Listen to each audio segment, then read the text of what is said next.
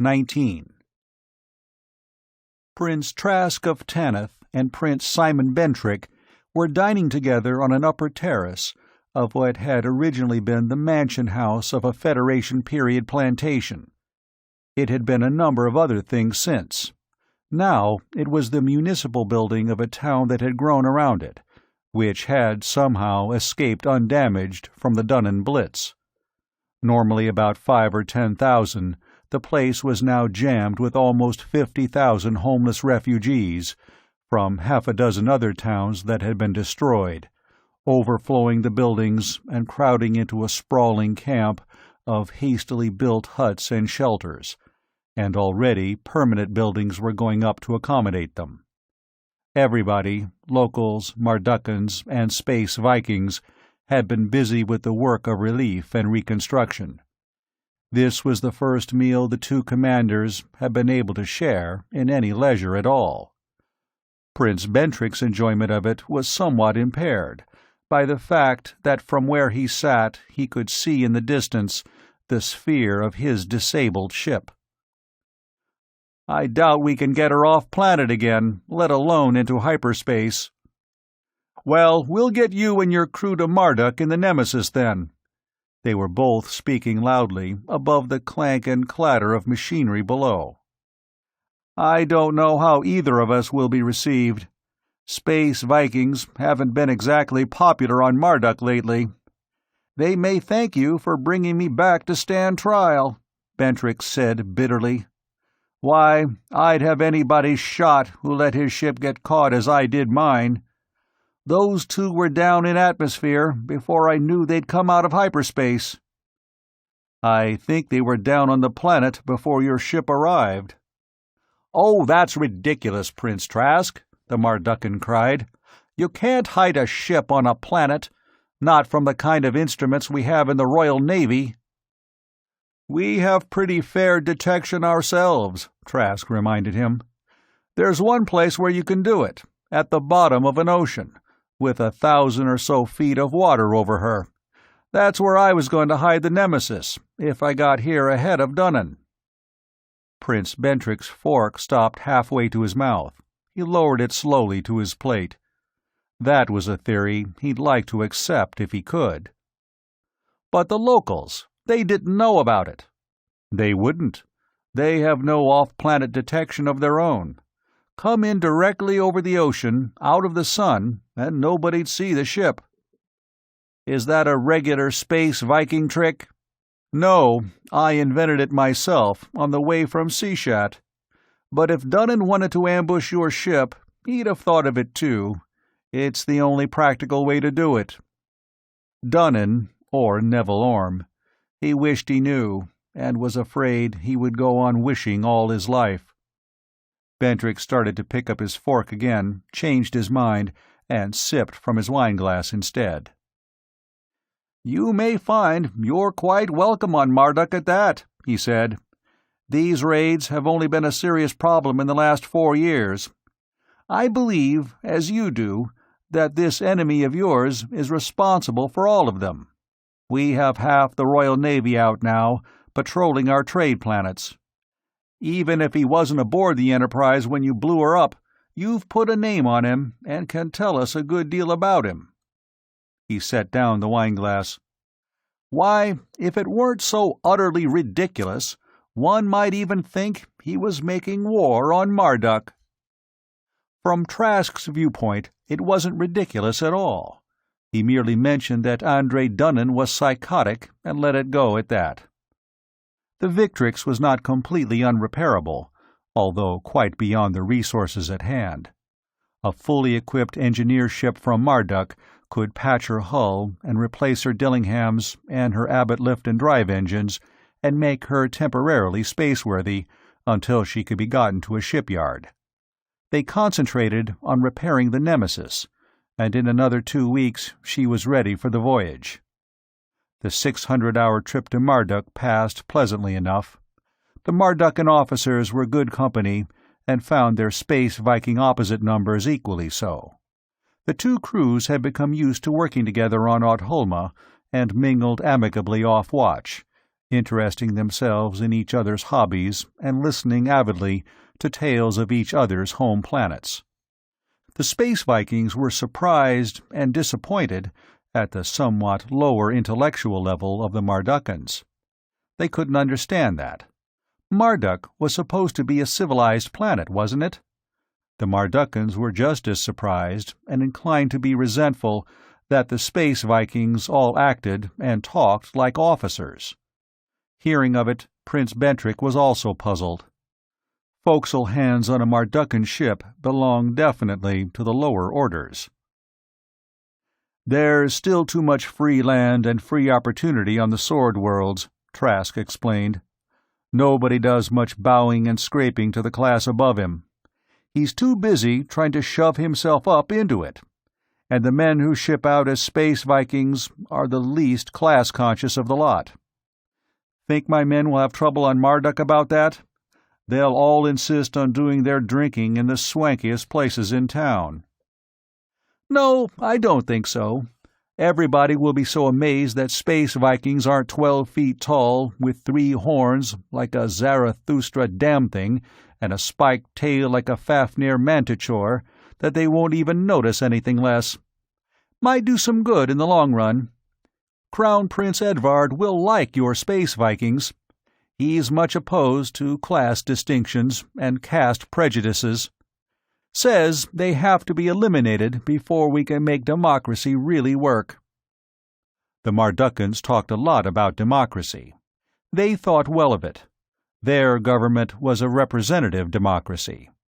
It was also a hereditary monarchy, if that made any kind of sense. Trask's efforts to explain the political and social structure of the Sword Worlds met the same incomprehension from Bentrick. "Why, it sounds like feudalism to me." "That's right, that's what it is. A king owes his position to the support of his great nobles. They owe theirs to their barons and landholding knights. They owe theirs to their people. There are limits beyond which none of them can go. After that, their vassals turn on them." "Well, suppose the people of some barony rebel. Won't the king send troops to support the baron?" "What troops?" "Outside a personal guard and enough men to police the royal city and hold the crown lands, the king has no troops. If he wants troops, he has to get them from his great nobles. They have to get them from their vassal barons, who raise them by calling out their people." That was another source of dissatisfaction with King Angus of Graham. He had been augmenting his forces by hiring off-planet mercenaries. "And the people won't help some other baron oppress his people. It might be their turn next." "You mean the people are armed?" Prince Bentrick was incredulous. "Great Satan, aren't yours?" Prince Trask was equally surprised.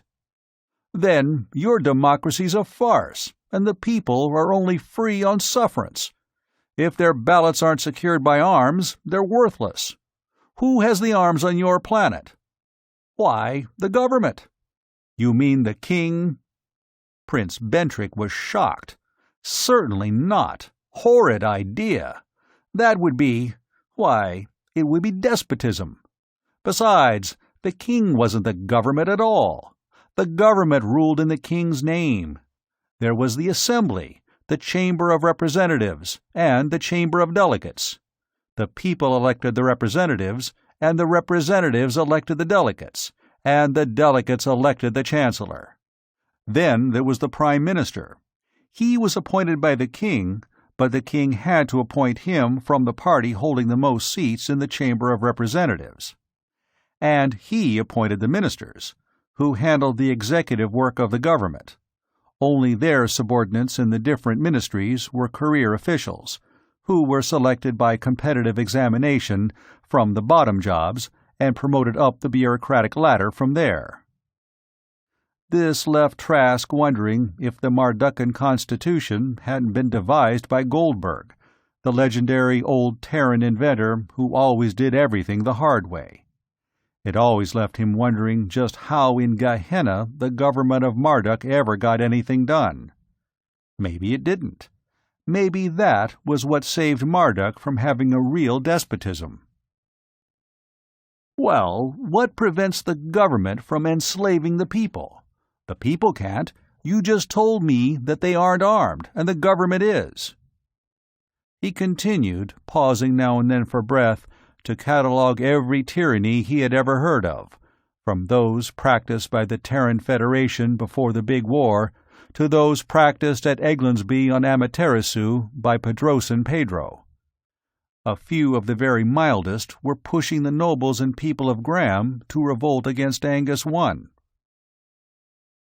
And in the end, he finished, the government would be the only property owner and the only employer on the planet, and everybody else would be slaves, working at assigned tasks, wearing government-issued clothing, and eating government food, their children educated as the government prescribes, and trained for jobs selected for them by the government, never reading a book or seeing a play or thinking a thought that the government had not approved. Most of the Mardukans were laughing now. Some of them were accusing him of being just too utterly ridiculous. Why, the people are the government. The people would not legislate themselves into slavery. He wished Otto Harkonnen were there.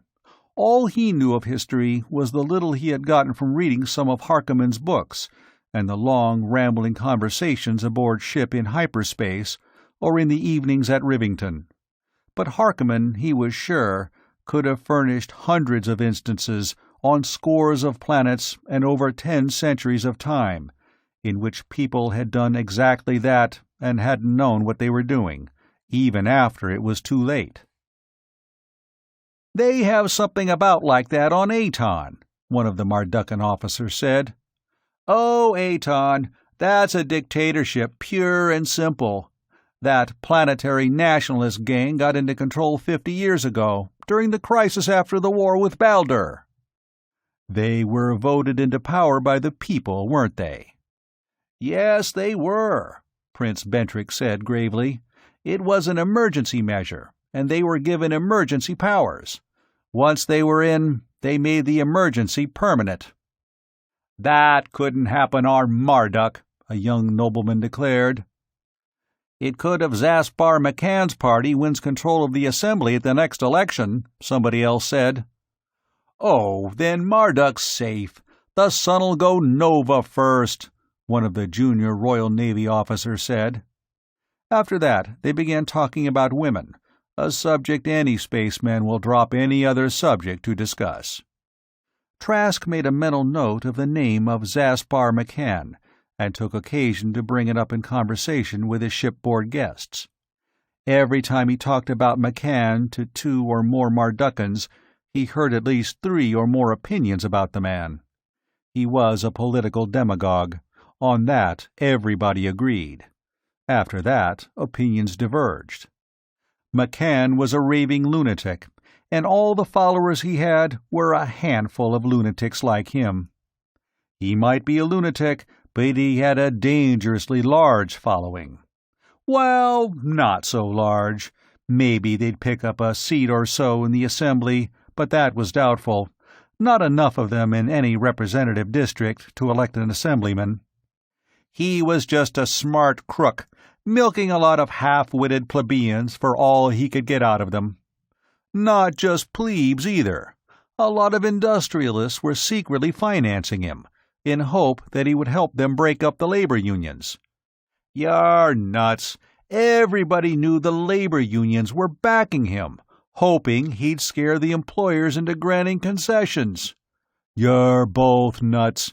He was backed by the mercantile interests. They were hoping he'd run the Gilgameshers off the planet. Well, that was one thing you had to give him credit for. He wanted to run out the Gilgameshers. Everybody was in favor of that. Now, Trask could remember something he'd gotten from Harkonnen. There had been Hitler, back at the end of the 1st century pre-atomic. Hadn't he gotten into power because everybody was in favor of running out the Christians, or the Muslims, or the Albigensians, or somebody? 20. Marduk had 3 moons, a big one, 1,500 miles in diameter, and 2 insignificant 20-mile chunks of rock. The big one was fortified, and a couple of ships were in orbit around it. The Nemesis was challenged as she emerged from her last hyperjump. Both ships broke orbit and came out to meet her, and several more were detected lifting away from the planet. Prince Bentrick took the communication screen and immediately encountered difficulties. The Commandant, even after the situation had been explained twice to him, couldn't understand. A Royal Navy fleet unit knocked out in a battle with Space Vikings was bad enough, but being rescued and brought to Marduk by another Space Viking simply didn't make sense. He then screened the royal palace at Malverton on the planet.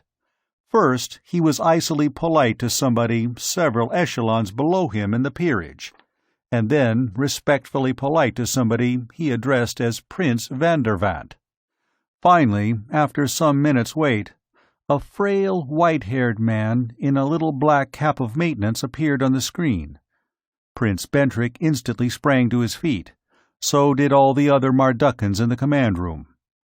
"Your Majesty, I am most deeply honored." "Are you all right, Simon?" the old gentleman asked solicitously. "They haven't done anything to you, have they?" "Saved my life, and my men's, and treated me like a friend and comrade, Your Majesty. Have I your permission to present, informally, their commander, Prince Trask of Traskon?" "Indeed you may, Simon. I owe the gentleman my deepest thanks." "His Majesty Mikhail VIII, Planetary King of Marduk," Prince Bentrick said. "His Highness Lucas Prince Trask, Planetary Viceroy of Tanith for His Majesty Angus I of Graham." The elderly monarch bowed his head slightly. Trask bowed a little more deeply, from the waist. "I am very happy, Prince Trask.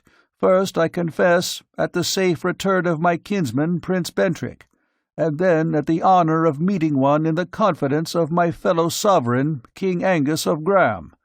I will never be ungrateful for what you did for my cousin and for his officers and men.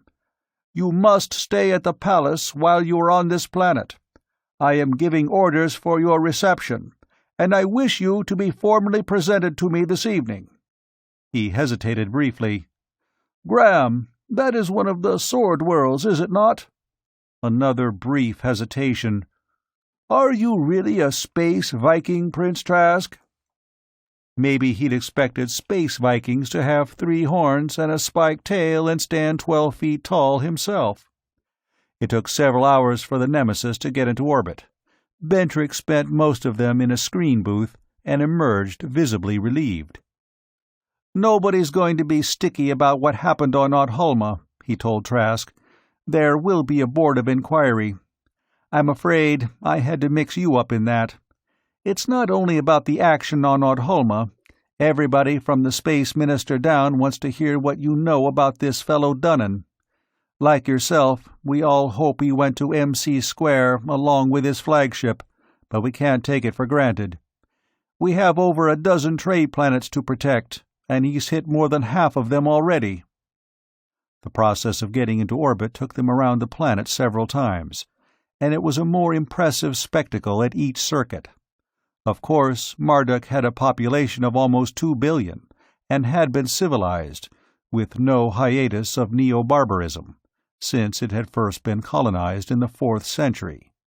Even so, the Space Vikings were amazed, and stubbornly refused to show it, at what they saw in the telescopic screens. "Look at that city," Patrick Morland whispered. "We talk about civilized planets, but I never realized they were anything like this. Why, this makes Excalibur look like Tanith." The city was Malverton, the capital.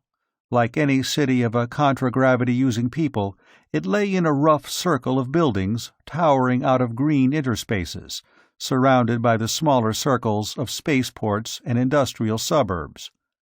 The difference was that any of these were as large as Camelot on Excalibur, or 4 Wardshavens on Graham, and Malverton itself was almost half the size of the whole barony of Traskon. They aren't any more civilized than we are, Patrick. There are just more of them. If there were 2 billion people on Graham, which I hope there never will be, Graham would have cities like this too. One thing, the government of a planet like Marduk would have to have something more elaborate than the loose feudalism of the Sword Worlds. Maybe this Goldbergocracy of theirs had been forced upon them by the sheer complexity of the population and its problems. Alvin Carford took a quick look around him to make sure none of the Mardukans were in earshot. "I don't care how many people they have," he said. "Marduk can be had. A wolf never cares how many sheep there are in the flock. With 20 ships, we could take this planet like we took Eglindsby. There'd be losses coming in, sure, but after we were in and down, we'd have it. Where would we get 20 ships?" Tanith, at a pinch, could muster 5 or 6, counting the free Space Vikings who used the base facilities. They would have to leave a couple to hold the planet. Beowulf had 1, and another almost completed, and now there was an Amaterasu ship. But to assemble a Space Viking armada of 20, he shook his head. The real reason why Space Vikings had never raided a civilized planet successfully had always been their inability to combine under one command in sufficient strength. Besides, he didn't want to raid Marduk. A raid, if successful, would yield immense treasures, but cause 100, even 1,000 times as much destruction, and he didn't want to destroy anything civilized. The landing stages of the palace were crowded when he and Prince Bentrick landed, and, at a discreet distance, swarms of air vehicles circled, creating a control problem for the police. Parting from Bentrick, he was escorted to the suite prepared for him. It was luxurious in the extreme, but scarcely above Sword World standards.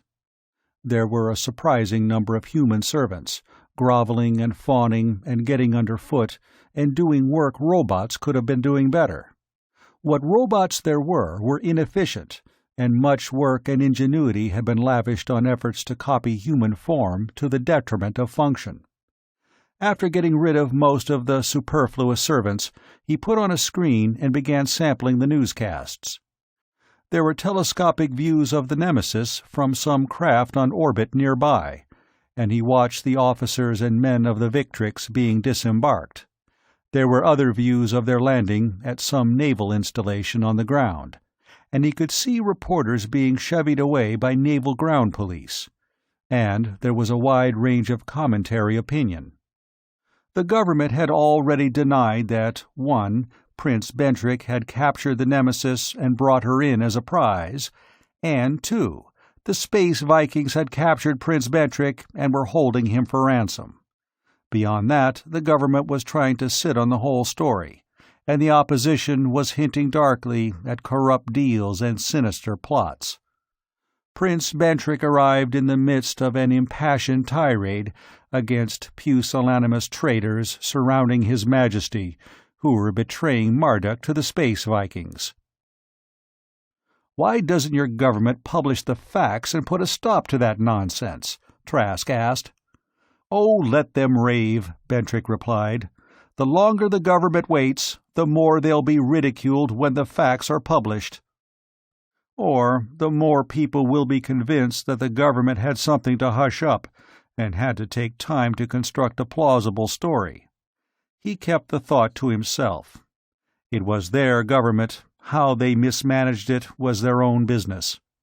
He found there was no bartending robot. He had to have a human servant bring drinks.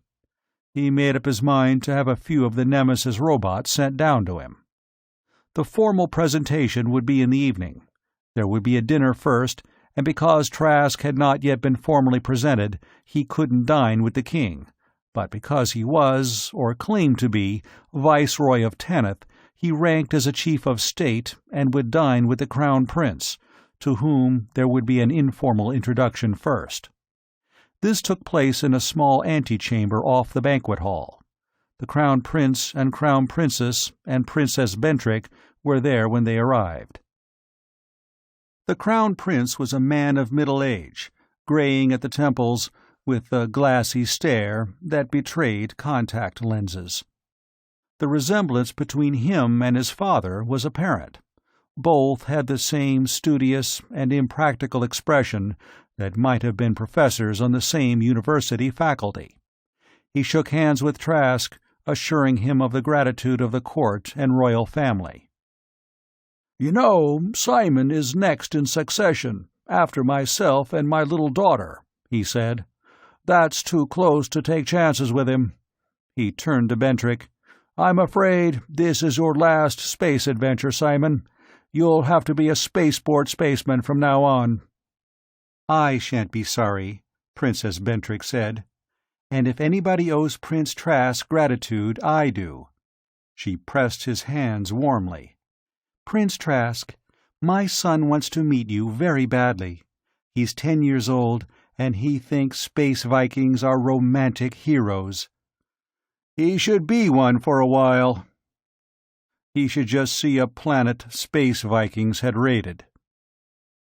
Most of the people at the upper end of the table were diplomats, ambassadors from Odin and Baldur and Isis and Ishtar and Aton and the other civilized worlds. No doubt they hadn't actually expected horns and a spiked tail, or even tattooing and a nose ring, but after all, Space Vikings were just some sort of neo-barbarians, weren't they? On the other hand, they had all seen views and gotten descriptions of the Nemesis, and had heard about the ship action on Audholma. And this Prince Trask, a Space Viking prince, that sounded civilized enough, had saved a life with only 3 other lives, one almost at an end, between it and the throne. And they had heard about the screen conversation with King McKill. So they were courteous through the meal and tried to get as close as possible to him in the procession to the throne room. King McKill wore a golden crown topped by the planetary emblem, which must have weighed twice as much as a combat helmet, and 4-edged robes that would weigh more than a suit of space armor. They weren't nearly as ornate, though, as the regalia of King Angus I of Graham. He rose to clasp Prince Bentrick's hand, calling him dear cousin, and congratulating him on his gallant fight and fortunate escape. That knocks any court-martial talk on the head, Trask thought. He remained standing to shake hands with Trask, calling him valued friend to me and my house. First person singular. That must be causing some lifted eyebrows.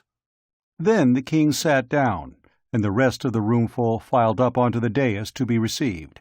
And finally it was over, and the king rose and proceeded, followed by his immediate suite between the bowing and curtsying court and out the wide doors. After a decent interval, Crown Prince Edvard escorted him and Prince Bentrick down the same route, the others falling in behind, and across the hall to the ballroom, where there was soft music and refreshments.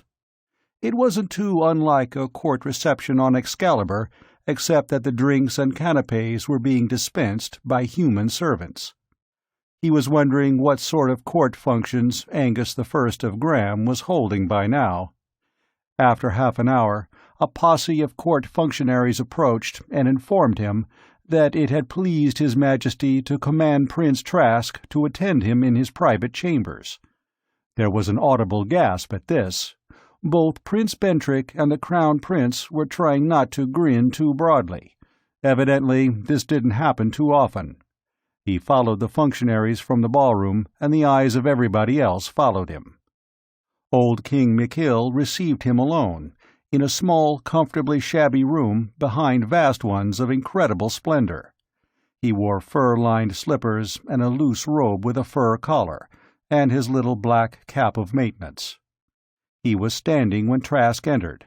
When the guards closed the door and left them alone, he beckoned Trask to a couple of chairs with a low table, on which were decanters and glasses and cigars between. "It's a presumption on royal authority to summon you from the ballroom," he began, after they had seated themselves and filled glasses.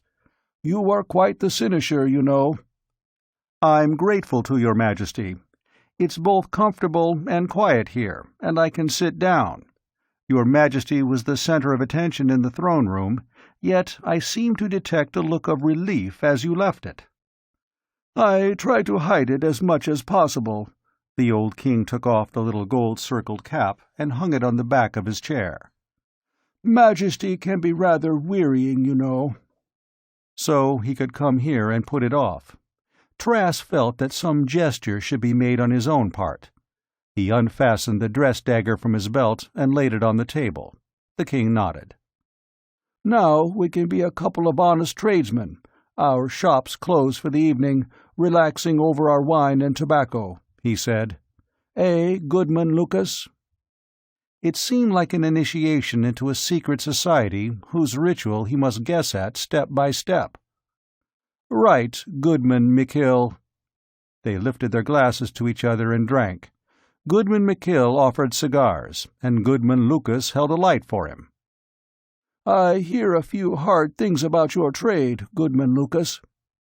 "All true, and mostly understated. We're professional murderers and robbers, as one of my fellow tradesmen says. The worst of it is that robbery and murder become just that, a trade, like servicing robots or selling groceries." "Yet you fought 2 other Space Vikings to cover my cousin's crippled Victrix. Why?" So he must tell his tale, so worn and smooth again. King McKill's cigar went out while he listened. "And you have been hunting him ever since? And now you can't be sure whether you killed him or not." "I'm afraid I didn't. The man in the screen is the only man Dunnan can really trust. One or the other would stay wherever he has his base all the time." "And when you do kill him, what then?" "I'll go on trying to make a civilized planet of Tanith.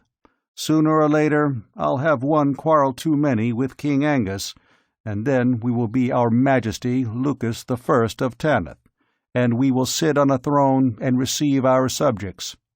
And I'll be glad when I can get my crown off and talk to a few men who call me shipmate instead of Your Majesty." "Well, it would violate professional ethics for me to advise a subject to renounce his sovereign, of course, but that might be an excellent thing.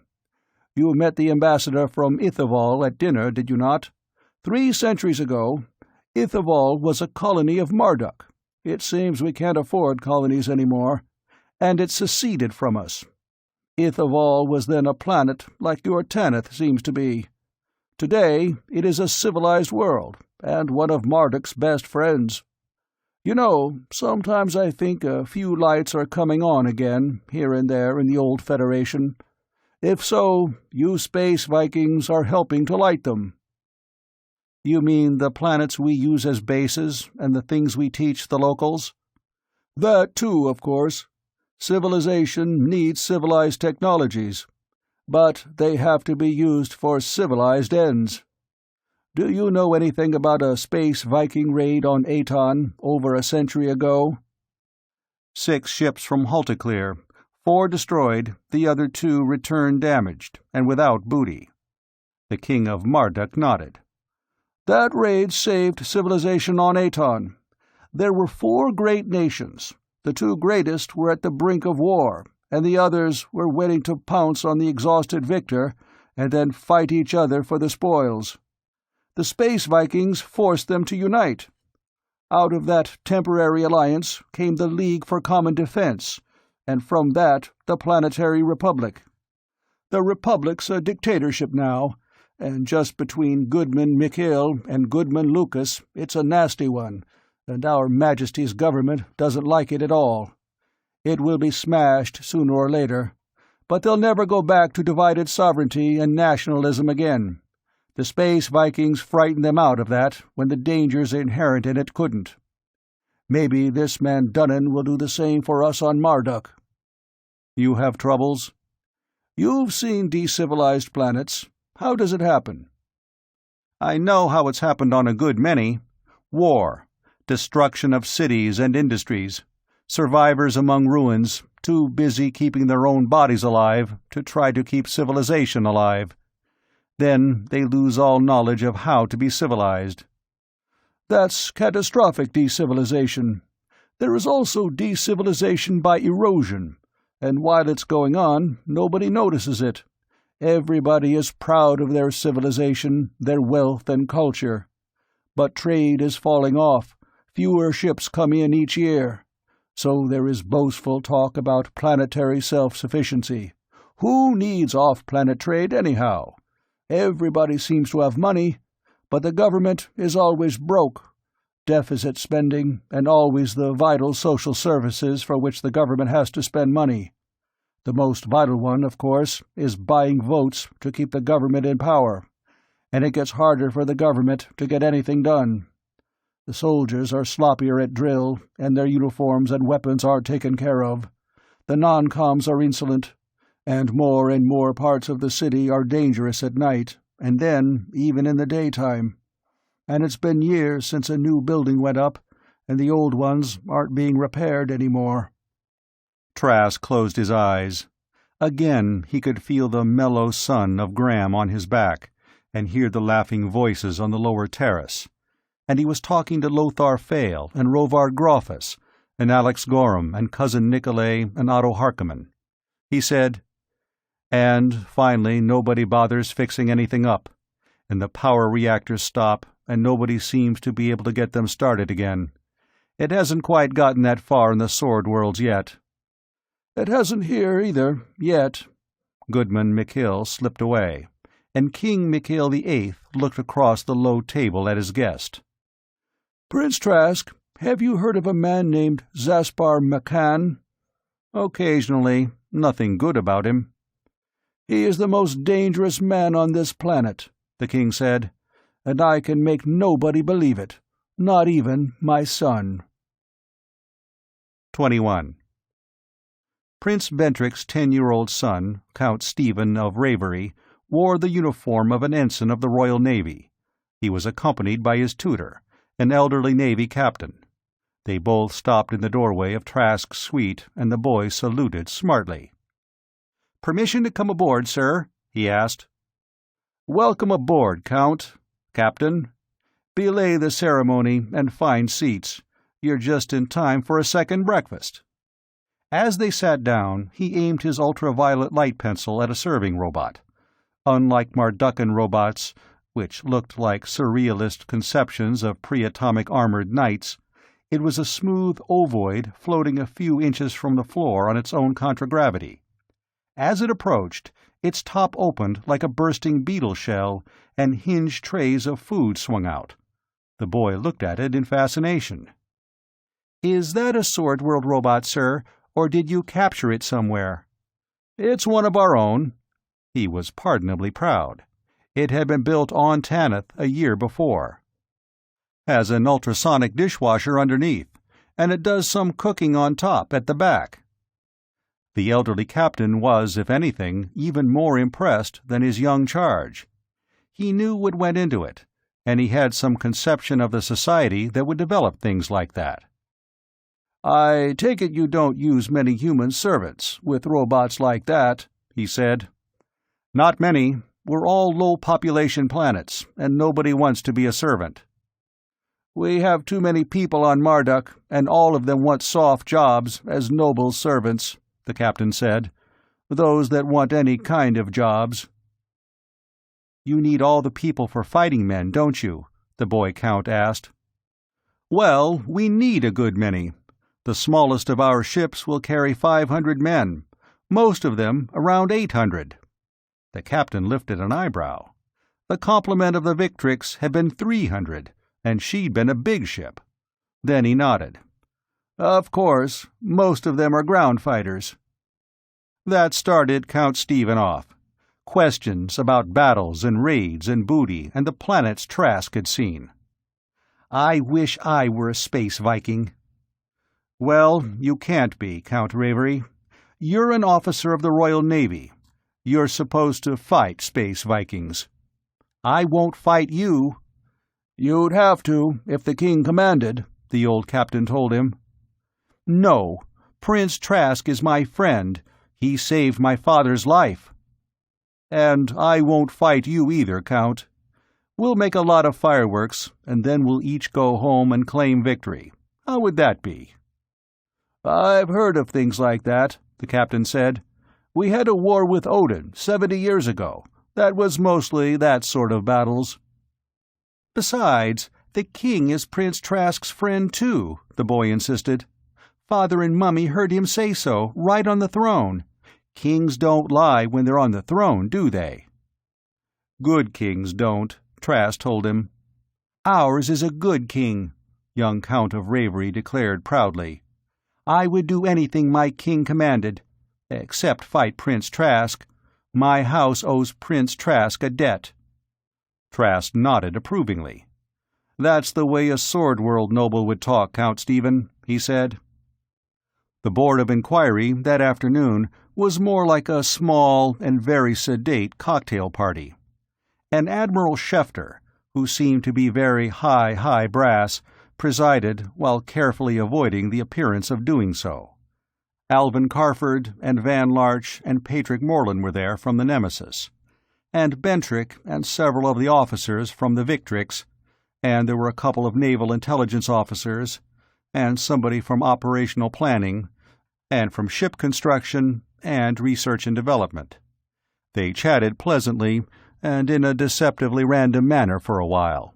Then Schefter said, "Well, there's no blame or censure of any sort for the way Commodore Prince Bentrick was surprised. That couldn't have been avoided at the time." He looked at the research and development officer. "It shouldn't be allowed to happen many more times, though." "Not many more, sir. I'd say it'll take my people a month, and then the time it'll take to get all the ships equipped as they come in." Ship construction didn't think that would take too long. "Well, see to it that you get full information on the new submarine detection system, Prince Trask," the Admiral said. "You gentlemen understand you'll have to keep it under your helmets, though," one of the intelligence men added. "If it got out that we were informing Space Vikings about our technical secrets—" He felt the back of his neck in a way that made Trask suspect that beheadment was the customary form of execution on Marduk. "We'll have to find out where that fellow has his base," operational planning said. "I take it, Prince Trask, that you're not going to assume that he was on his flagship when you blew it, and just put paid to him and forget him." "Oh, no. I'm assuming that he wasn't. I don't believe he and Orm went anywhere on the same ship after he came out here and established a base. I think one of them would stay home all the time." "Well, we'll give you everything we have on them," Schefter promised. "Most of that is classified, and you'll have to keep quiet about it, too. I just skimmed over the summary of what you gave us. I dare say we'll both get a lot of new information. Have you any idea at all where he might be based, Prince Trask?" "Only that we think it's a non-Terra-type planet." He told them about Dunnan's heavy purchases of air and water recycling equipment and carniculture and hydroponic material. "That, of course, helps a great deal." "Yes, there are only about 5 million planets in the former Federation's space volume that are inhabitable in artificial environment, including a few completely covered by seas, where you could put in underwater dome cities if you had the time and material." One of the intelligence officers had been nursing a glass with a tiny remnant of cocktail in it. He downed it suddenly, filled the glass again, and glowered at it in silence for a while. Then he drank it briskly and refilled it. "What I should like to know," he said, "is how this double obscenity of a Dunnan knew we'd have a ship on Audholma just when we did," he said. "Your talking about underwater dome cities reminded me of it. I don't think he just pulled that planet out of a hat and then went there prepared to sit on the bottom of the ocean for a year and a half waiting for something to turn up. I think he knew the Victrix was coming into Audholma and just about when." "I don't like that, Commodore," Schefter said. "You think I do, sir?" the intelligence officer countered. "There it is, though. We all have to face it." "We do," Schefter agreed. "Get on it, Commodore, and I don't need to caution you to screen everybody you put onto it very carefully." He looked at his own glass. It had a bare thimbleful in the bottom. He replenished it slowly and carefully. "It's been a long time since the Navy's had anything like this to worry about." He turned to Trask.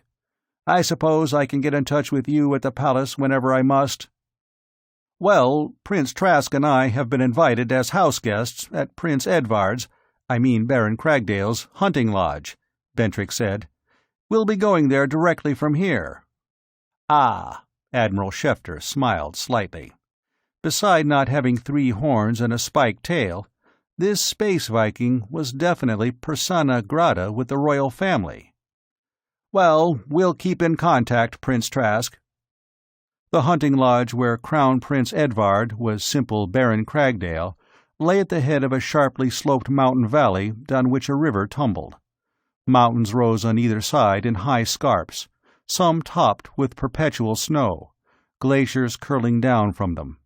The lower ranges were forested, as was the valley between, and there was a red-mauve alpenglow on the great peak that rose from the head of the valley.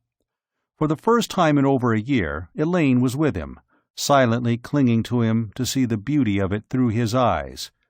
He had thought that she had gone from him forever. The hunting lodge itself was not quite what a sword-worlder would expect a hunting lodge to be. At first sight from the air, it looked like a sundial, a slender tower rising like a gnomon above a circle of low buildings and formal gardens. The boat landed at the foot of it, and he and Prince and Princess Bentrick and the young Count of Ravery and his tutor descended. Immediately they were beset by a flurry of servants. The second boat, with the Bentrick servants and their luggage, was circling in to land. Elaine, he discovered, wasn't with him anymore, and then he was separated from the Bentricks and was being floated up an inside shaft in a lifter car.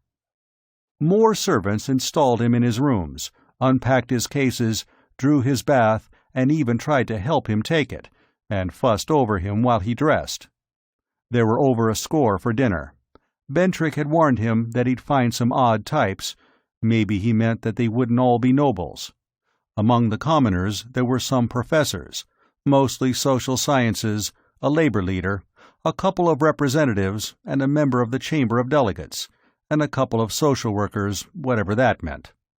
His own table companion was a Lady Valerie Alvarath.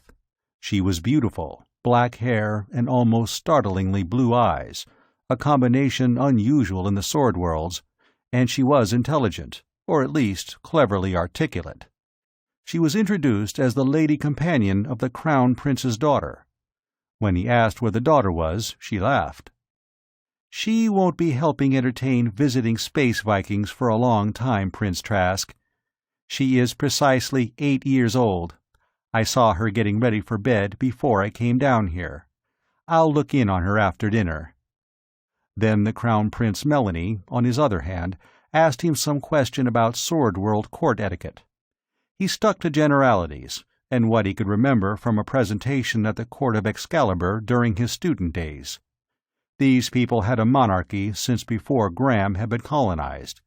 He wasn't going to admit that Graham's had been established since he went off-planet. The table was small enough for everybody to hear what he was saying and to feed questions to him. It lasted all through the meal, and continued when they adjourned for coffee in the library. "But what about your form of government, your social structure, that sort of thing?" Somebody, impatient with the artificialities of the court, wanted to know. "Well, we don't use the word government very much," he replied. "We talk a lot about authority and sovereignty, and I'm afraid we burn entirely too much powder over it. But government always seems to us like sovereignty interfering in matters that don't concern it. As long as sovereignty maintains a reasonable semblance of good public order and makes the more serious forms of crime fairly hazardous for the criminals, we're satisfied." "But that's just negative. Doesn't the government do anything positive for the people?" He tried to explain the Sword World feudal system to them. It was hard, he found, to explain something you have taken for granted all your life to somebody who is quite unfamiliar with it. "But the government, the sovereignty, since you don't like the other word, doesn't do anything for the people," one of the professors objected. "It leaves all the social services to the whim of the individual lord or baron." "And the people have no voice at all. Why, that's tyranny," a professor assemblyman added. He tried to explain that the people had a very distinct and commanding voice, and that barons and lords who wanted to stay alive listened attentively to it. The assemblyman changed his mind. That wasn't tyranny, it was anarchy, and the professor was still insistent about who performed the social services. "If you mean schools and hospitals and keeping the city clean, the people do that for themselves. The government, if you want to think of it as that, just sees to it that nobody's shooting at them while they're doing it." "That isn't what Professor Polwell means, Lucas. He means old age pensions," Prince Bentrick said. "Like this thing Zaspar McCann's whooping for." He'd heard about that on the voyage from Audholma. Every person on Marduk would be retired on an adequate pension after 30 years regular employment or at the age of 60. When he wanted to know where the money would come from, he had been told that there would be a sales tax, and that the pensions must all be spent within 30 years, which would stimulate business, and the increased business would provide tax money to pay the pensions. "We have a joke about 3 Gilgameshers space-wrecked on an uninhabited planet," he said. 10 years later, when they were rescued, all 3 were immensely wealthy, from trading hats with each other. That's about the way this thing will work." One of the lady social workers bristled. It wasn't right to make derogatory jokes about racial groups. One of the professors harumphed. Wasn't a parallel at all. The self-sustaining rotary pension plan was perfectly feasible.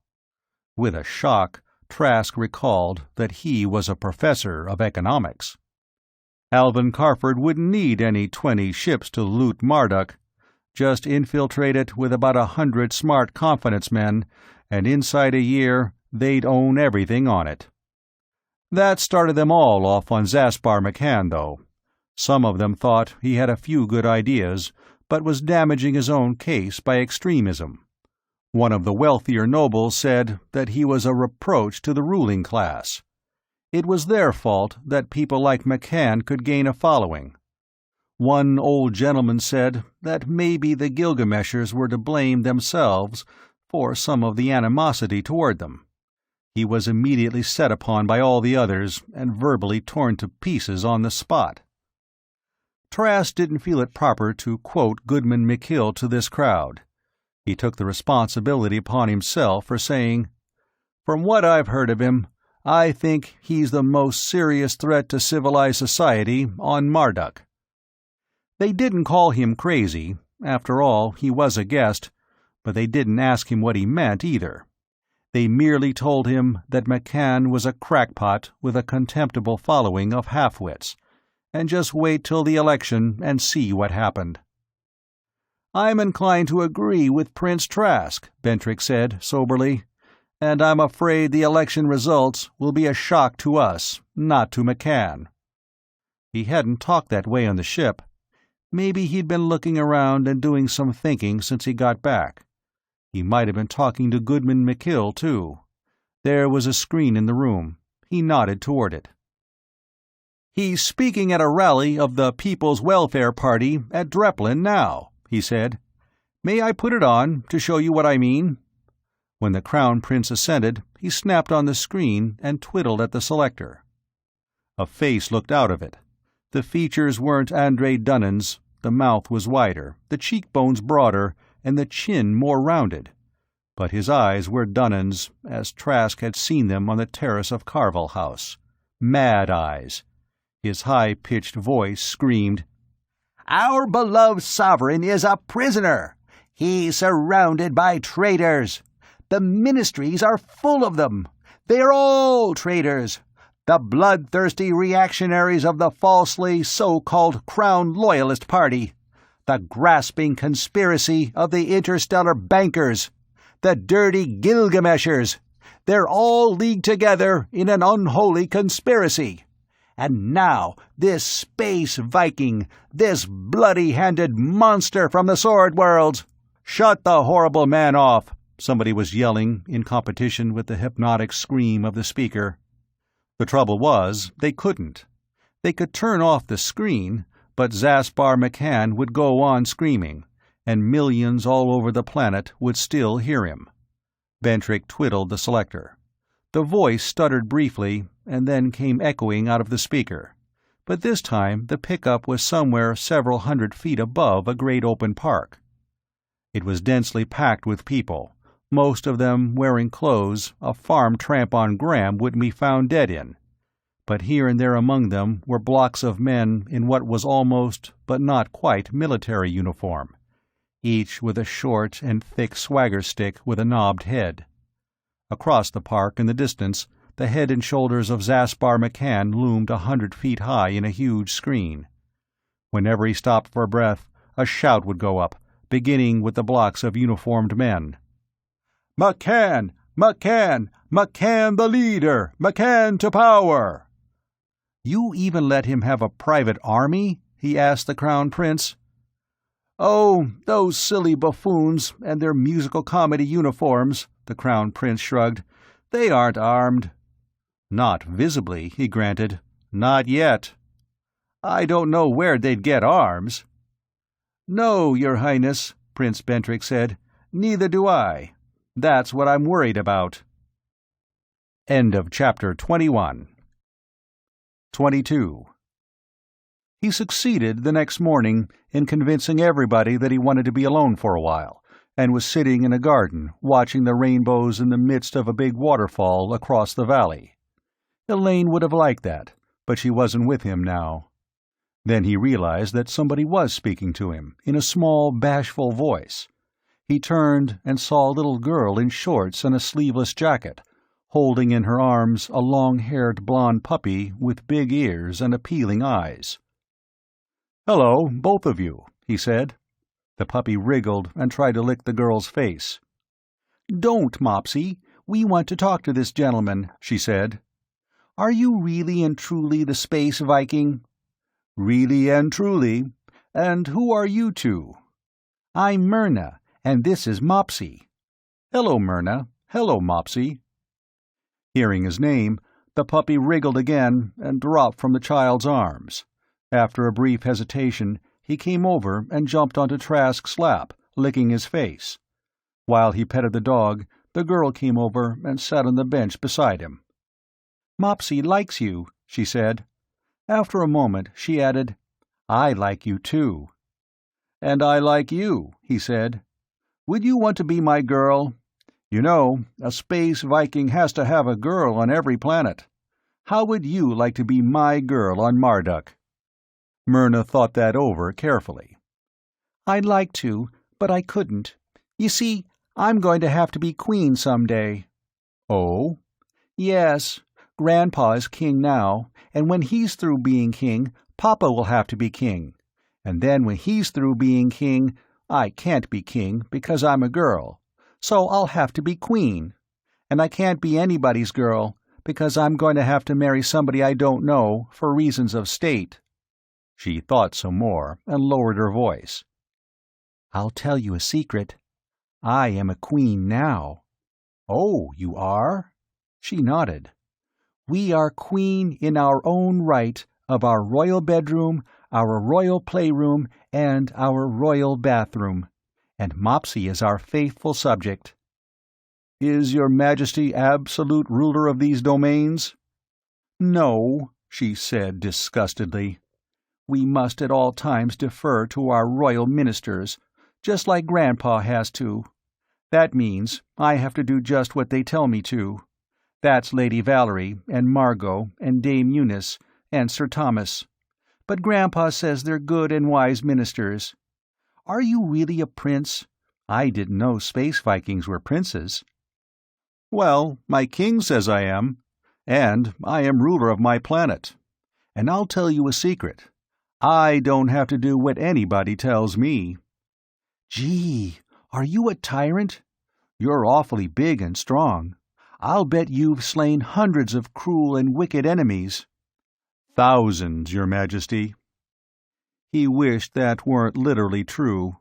He didn't know how many of them had been little girls like Myrna and little dogs like Mopsy. He found that he was holding both of them tightly. The girl was saying, "But you feel bad about it." These children must be telepaths.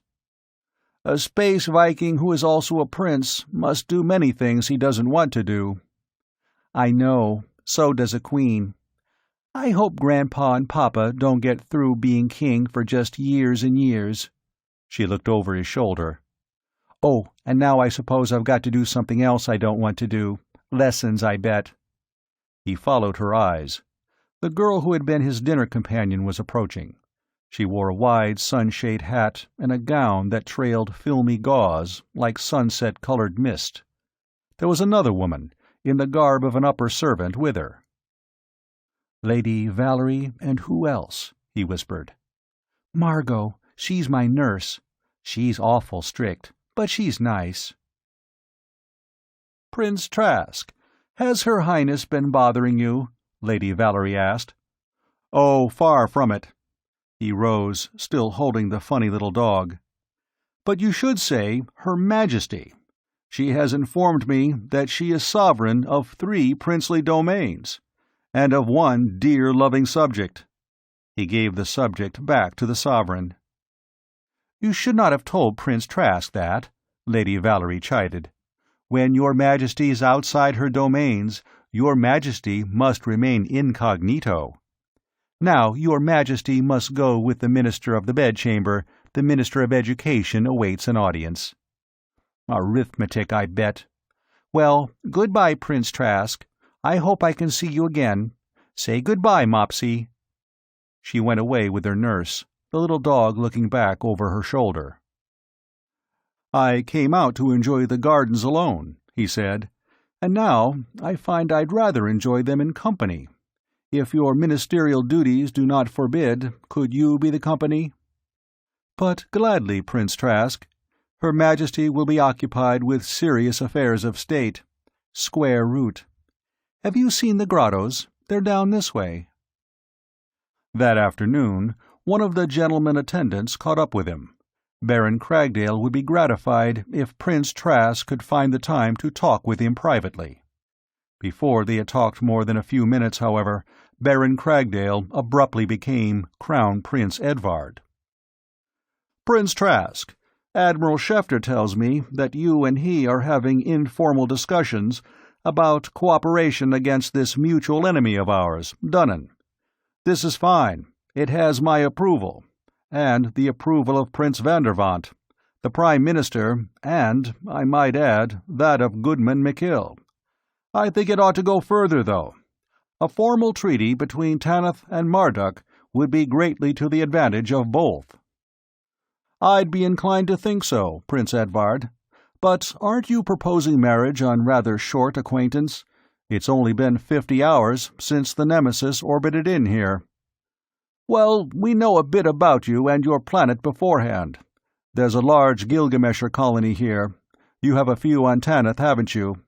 Well, anything one Gilgamesher knows, they all find out, and ours are cooperative with naval intelligence." That would be why Andre Dunnan was having no dealings with Gilgameshers. It would also be what Zaspar McCann meant when he ranted about the Gilgamesh interstellar conspiracy. "I can see where an arrangement like that would be mutually advantageous. I'd be quite in favor of it. Cooperation against Dunnan, of course, and reciprocal trade rights on each other's trade planets, and direct trade between Marduk and Tanith. And Beowulf and Amaterasu would come into it too. Does this also have the approval of the Prime Minister and the King?" "Goodman McKill's in favor of it. There's a distinction between him and the King, as you'll have noticed. The King can't be in favor of anything till the Assembly or the Chancellor express an opinion. Prince Vandervant favors it personally. As Prime Minister, he is reserving his opinion. We'll have to get the support of the Crown Loyalist Party before he can take an equivocal position." "Well, Baron Cragdale, speaking as Baron Trask of Traskon, Suppose we just work out a rough outline of what this treaty ought to be, and then consult, unofficially, with a few people whom you can trust, and see what can be done about presenting it to the proper government officials." The Prime Minister came to Cragdale that evening, heavily incognito and accompanied by several leaders of the Crown Loyalist Party. In principle, they all favored a treaty with Tanith. Politically, they had doubts. Not before the election. Too controversial a subject. Controversial, it appeared, was the dirtiest dirty name anything could be called on Marduk. It would alienate the labor vote. They'd think increased imports would threaten employment in Mardukan industries. Some of the interstellar trading companies would like a chance at the Tanith planets. Others would resent Tanith ships being given access to theirs. And Zaspar McCann's party were already shrieking protests about the Nemesis being repaired by the Royal Navy. And a couple of professors who inclined toward McCann had introduced a resolution calling for the court-martial of Prince Bentrick and an investigation of the loyalty of Admiral Schefter. And somebody else, probably a stooge of McCann's, was claiming that Bentrick had sold the Victrix to the Space Vikings, and that the films of the Battle of Audholma were fakes, photographed in miniature at the Navy moon base. Admiral Schefter, when Trask flew in to see him the next day, was contemptuous about this last. "Ignore the whole bloody thing. We get something like that before every general election. On this planet, you can always kick the Gilgameshers and the armed forces with impunity. Neither have votes, and neither can kick back. The whole thing'll be forgotten the day after the election. It always is." "That's if McCann doesn't win the election," Trask qualified. "That's no matter who wins the election. They can't any of them get along without the Navy, and they bloody well know it." Trask wanted to know if intelligence had been getting anything. "Not on how Dunnan found out the Victrix had been ordered to Audholma, no," Schefter said. "There wasn't any secrecy about it. At least 1,000 people, from myself down to the Shoeshine boys, could have known about it as soon as the order was taped. As for the list of ships you gave me, yes. One of them puts into this planet regularly. She spaced out from here only yesterday morning. The Honest Horus." "Well, great Satan, haven't you done anything?" "I don't know if there's anything we can do. Oh, we're investigating, but... You see, this ship first showed up here 4 years ago, commanded by some kind of a neobarb, not a Gilgamesher, named Horus Sastroff. He claimed to be from Skathi. The locals there have a few ships. The Space Vikings had a base on Skathi about 100 or so years ago. Naturally, the ship had no papers. Tramp trading among the neobarbs, it might be years before you'd put in on a planet where they'd ever heard of ship's papers. The ship seems to have been in bad shape, probably abandoned on Skathi as a junk a century ago, and tinkered up by the locals. She was in here twice, according to the commercial shipping records, and the second time she was in too bad shape to be moved out, and Sastroff couldn't pay to have her rebuilt, so she was libeled for spaceport charges and sold. Some one-lung trading company bought her and fixed her up a little. They went bankrupt in a year or so, and she was bought by another small company, Star Traders Limited, and they've been using her on a milk run to and from Gimli. They seem to be a legitimate outfit, but we're looking into them. We're looking for Sastroff, too, but we haven't been able to find him. If you have a ship out Gimli way, you might find out if anybody there knows anything about her. You may discover that she hasn't been going there at all." "We might at that," Schefter agreed. "We'll just find out." Everybody at Cragdale knew about the projected treaty with Tanith by the morning after Trask's first conversation with Prince Edvard on the subject. The Queen of the Royal Bedroom, the Royal Playroom, and the Royal Bathroom was insisting that her domain should have a treaty with Tanith, too. It was beginning to look to Trask as though that would be the only treaty he'd sign on Marduk, and he was having his doubts about that. "Do you think it would be wise?" he asked Lady Valerie Alvarath. The Queen of 3 Rooms and 1 4-footed subject had already decreed that Lady Valerie should be the Space Viking prince's girl on the planet of Marduk. If it got out, these people's welfare lunatics would pick it up and twist it into evidence of some kind of a sinister plot. "Oh, I believe Her Majesty could sign a treaty with Prince Trask," Her Majesty's Prime Minister decided. "But it would have to be kept very secret." "Gee," Myrna's eyes widened. "A real secret treaty, just like the wicked rulers of the old dictatorship." She hugged her subject ecstatically. "I'll bet Grandpa doesn't even have any secret treaties." In a few days, everybody on Marduk knew that a treaty with Tanith was being discussed. If they didn't, it was no fault of Zaspar McCann's party, who seemed to command a disconcertingly large number of telecast stations, and who drenched the ether with horror stories of Space Viking atrocities and denunciations of carefully unnamed traitors surrounding the king and the crown prince who were about to betray Marduk to rapine and plunder. The leak evidently did not come from Cragdale, for it was generally believed that Trask was still at the royal palace at Malverton. At least that was where the mechanists were demonstrating against him. He watched such a demonstration by screen.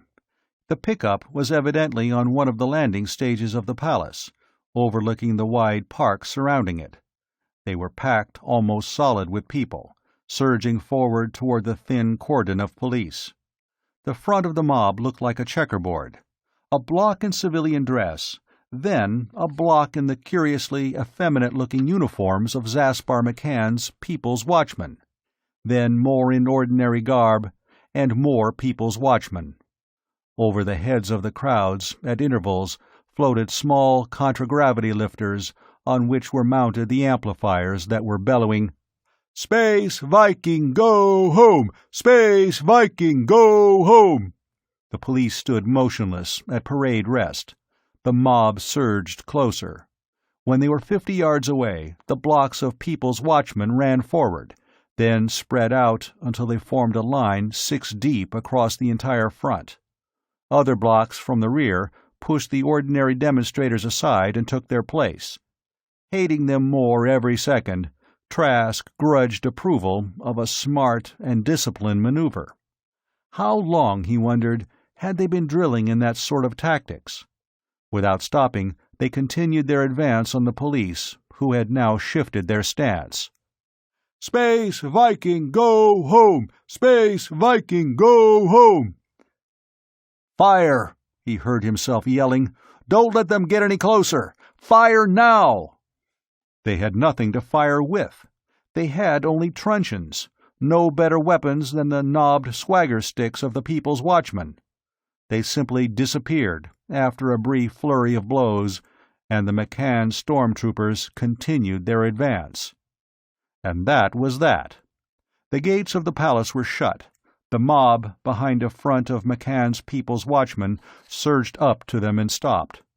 The loudspeakers bellowed on, reiterating their 4-word chant.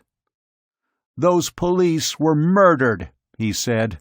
"They were murdered by the man who ordered them out there unarmed." "That would be Count Naidner, the Minister of Security," somebody said. "Then he's the one you want to hang for it." "What else would you have done?" Crown Prince Edvard challenged. "Put up about 50 combat cars, drawn a deadline, and opened machine-gun fire as soon as the mob crossed it, and kept on firing till the survivors turned tail and ran. Then sent out more cars, and shot everybody wearing a People's Watchman uniform all over town. Inside 48 hours, there'd be no People's Welfare Party, and no Zaspar McCann either." The Crown Prince's face stiffened. "That may be the way you do things in the Sword Worlds, Prince Trask. It's not the way we do things here on Marduk. Our government does not propose to be guilty of shedding the blood of its people." He had it on the tip of his tongue to retort that if they didn't, the people would end by shedding theirs. Instead, he said softly, "I'm sorry, Prince Edvard. You had a wonderful civilization here on Marduk. You could have made almost anything of it, but it's too late now. You've torn down the gates. The barbarians are in. 23. The colored turbulence faded into the gray of hyperspace. 500 hours to Tanith. Guat Kirby was securing his control panel, happy to return to his music, and Van Larch would go back to his paints and brushes, and Alvin Carford to the working model of whatever it was he had left unfinished when the Nemesis had emerged at the end of the jump from Mount Hulma. Trask went to the index of the ship's library and punched for History Old Terran. There was plenty of that, thanks to Otto Harkonnen.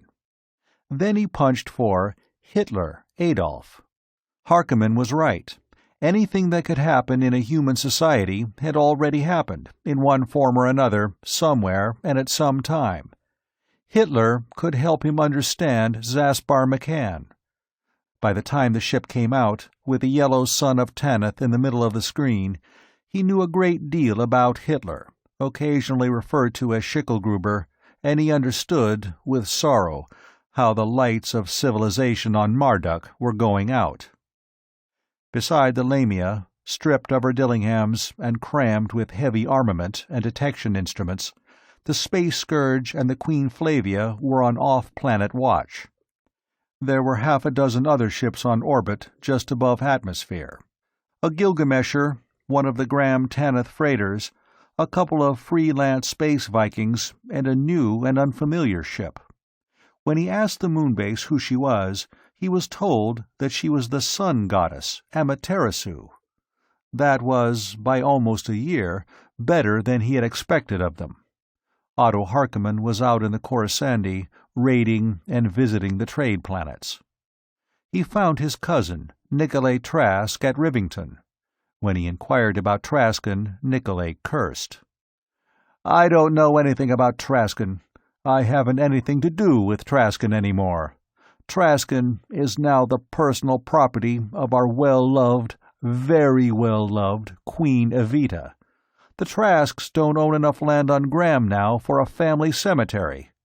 You see what you did?" he added bitterly. "You needn't rub it in, Nikolay. If I'd stayed on Graham, I'd have helped put Angus on the throne, and it would have been about the same in the end." "It could be a lot different," Nikolay said. "You could bring your ships and your men back to Graham and put yourself on the throne."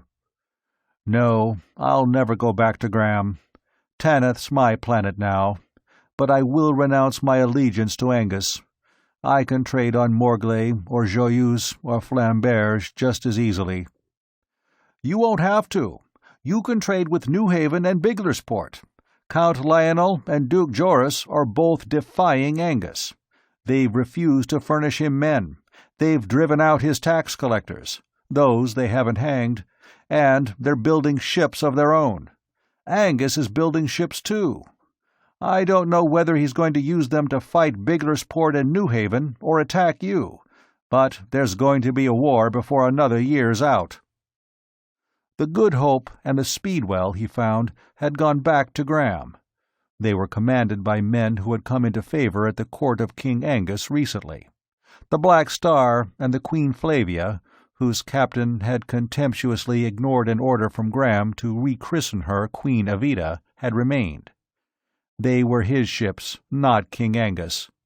The captain of the merchantman from Wardshaven, now on orbit, refused to take a cargo to New Haven. He had been chartered by King Angus, and would take orders from no one else. "All right," Trask told him. "This is your last voyage here.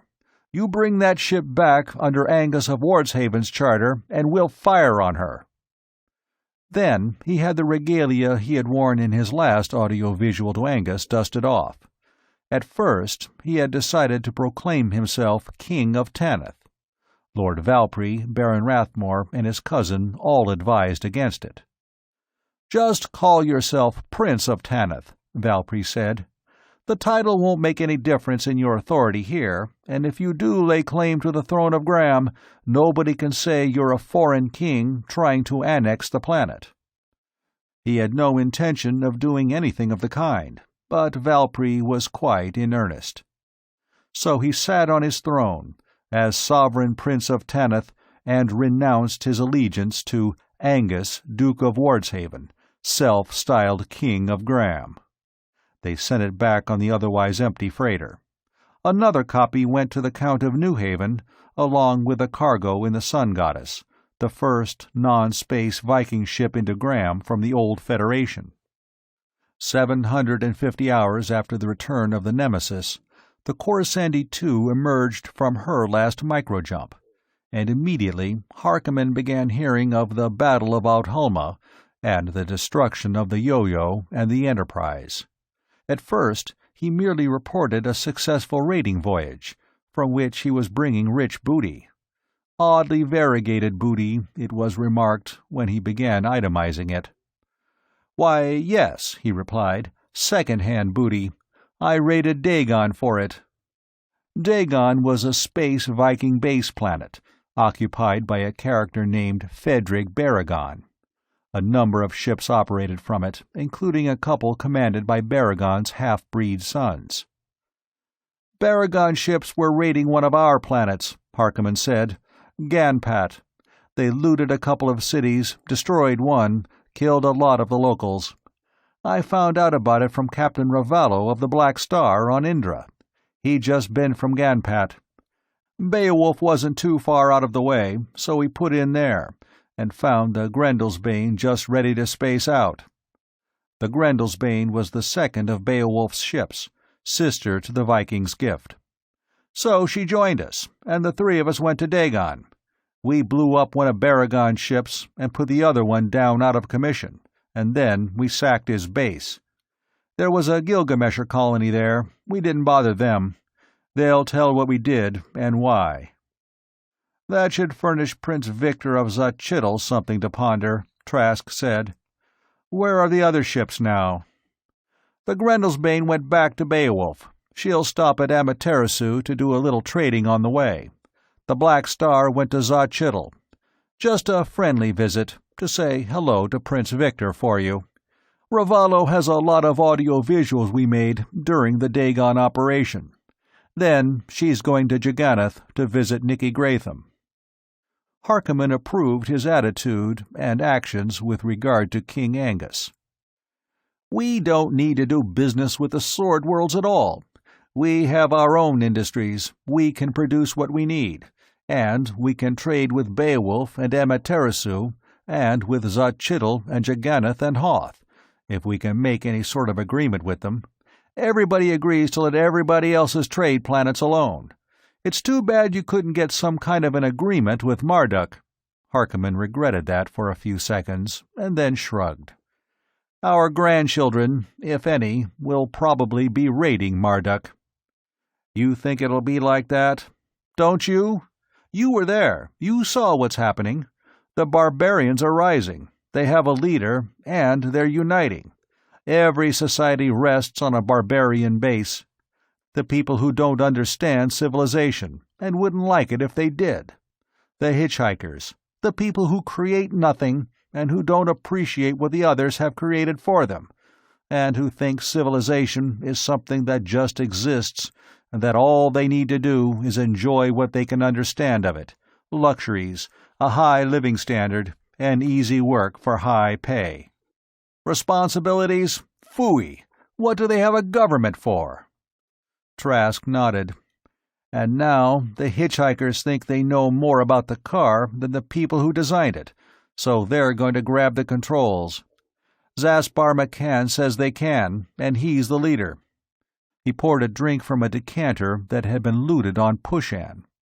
There was a planet where a republic had been overthrown in favor of a dictatorship 4 centuries ago, and the planetary dictatorship had fissioned into a dozen regional dictatorships, and now they were down to the peasant village and handcraft industry level. "I don't understand it, though. I was reading about Hitler on the way home. I wouldn't be surprised if Zaspar McCann had been reading about Hitler, too. He's using all Hitler's tricks. But Hitler came to power in a country which had been impoverished by a military defeat. Marduk hasn't fought a war in almost 2 generations, and that one was a farce. It wasn't the war that put Hitler into power. It was the fact that the ruling class of his nation, the people who kept things running, were discredited. The masses, the homemade barbarians, didn't have anybody to take their responsibilities for them. What they have on Marduk is a ruling class that has been discrediting itself. A ruling class that's ashamed of its privileges and shirks its duties. A ruling class that has begun to believe that the masses are just as good as they are, which they manifestly are not. And a ruling class that won't use force to maintain its position. And they have a democracy. And they are letting the enemies of democracy shelter themselves behind democratic safeguards. We don't have any of this democracy in the Sword Worlds, if that's the word for it, he said. And our ruling class aren't ashamed of their power. And our people aren't hitchhikers. And as long as they get decent treatment, they don't try to run things. And we're not doing so well. The Morglay dynastic war of a couple of centuries ago, still sputtering and smoking. The Oscarson-Elmerson war on Durendal, into which Flamberge and now Joyeuse had intruded. And the situation on Graham, fast approaching critical mass. Harkonnen nodded agreement. You know why? Our rulers are the barbarians among us. There isn't one of them, Napoleon of Flamberge, Rodolphe of Excalibur, or Angus of about half of Graham, who is devoted to civilization, or anything else outside himself, and that's the mark of the barbarian. What are you devoted to, Otto? You are my chieftain. That's another mark of the barbarian. Before he had left Marduk, Admiral Schefter had ordered a ship to Gimli to check on the honest Horus. A few men and a pinnace would be left behind to contact any ship from Tanith. He sent Boak Valkenhayn off in the Space Scourge. Lionel of New Haven's Blue Comet came in from Graham with a cargo of general merchandise. Her captain wanted fissionables and gadolinium. Count Lionel was building more ships. There was a rumor that Omfrey of Glaspeth was laying claim to the throne of Graham, in the right of his great-grandmother's sister, who had been married to the great-grandfather of Duke Angus. It was a completely trivial and irrelevant claim, but the story was that it would be supported by King Conrad of Halticlear. Immediately, Baron Rathmore, Lord Valpry, Lothar Fail, and the other Graham people began clamoring that he should go back with a fleet and seize the throne for himself. Harkonnen, Valkenhayn, Carford, and the other Space Vikings were as vehement against it. Harkonnen had the loss of the other Coruscandi on Durendal to remember, and the others wanted no part in Sword World squabbles, and there was renewed agitation that he should start calling himself King of Tanith. He refused to do either, which left both parties dissatisfied. So partisan politics had finally come to Tanith. Maybe that was another milestone of progress. And there was the Treaty of Capera, between the princely state of Tanith, the Commonwealth of Beowulf, and the Planetary League of Amaterasu. The Caperans agreed to allow bases on their planet, to furnish workers, and to send students to school on all 3 planets. Tanith, Beowulf, and Amaterasu obliged themselves to joint defense of Capera, to free trade among themselves, and to render one another armed assistance. That was a milestone of progress, and no argument about it. The Space Scourge returned from Gimli, and Valkenhayn reported that nobody on the planet had ever seen or heard of the honest Horus. They had found a Mardukan Navy ship's pinnace there, manned entirely by officers, some of them Navy intelligence. According to them, the investigation into the activities of that ship had come to an impasse. The ostensible owners claimed, and had papers to prove it, that they had chartered her to a private trader, and he claimed, and had papers to prove it, that he was a citizen of the planetary republic of Aton, and as soon as they began questioning him, he was rescued by the Atonian ambassador, who lodged a vehement protest with the Mardukan Foreign Ministry. Immediately, the People's Welfare Party had leaped into the incident and branded the investigation as an unwarranted prosecution of a nation of a friendly power at the instigation of corrupt tools of the Gilgamesh Interstellar Conspiracy. "So that's it," Valkenhayn finished. "It seems they're having an election, and they're afraid to antagonize anybody who might have a vote. So the Navy had to drop the investigation. Everybody on Marduk's scared of this McCann. You think there might be some tie-up between him and Dunnan?" The ideas occurred to me. Have there been any more raids on Marduk trade planets since the Battle of Audhulma? "A couple. The Bolide was on Audhulma a while ago. There were a couple of Mardukan ships there, and they had the Victrix fixed up enough to do some fighting. They ran the Bolide out." A study of the time between the destruction of the Enterprise and Yo-Yo and the appearance of the Bolide could give them a limiting radius around Audhulma. It did. 700 light-years, which also included Tanith. So he sent Harkonnen in the Coruscandi and Ravallo in the Black Star to visit the planets Marduk traded with, looking for Dunnan's ships and exchanging information and assistance with the Royal Mardukan Navy. Almost at once he regretted it. The next Gilgamesher into orbit on Tanith brought a story that Prince Victor was collecting a fleet on Xochitl. He sent warnings off to Amaterasu and Beowulf and Capera. A ship came in from Biglersport, a heavily armed chartered freighter.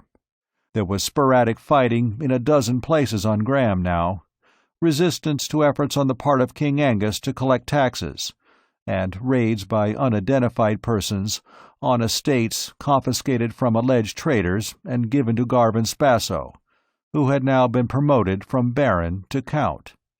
And Rovard Groffus was dead, poisoned, everybody said, either by Spasso or Queen Evita, or both. Even with the threat from Xochitl, some of the former Wardshaven nobles began talking about sending ships to Graham.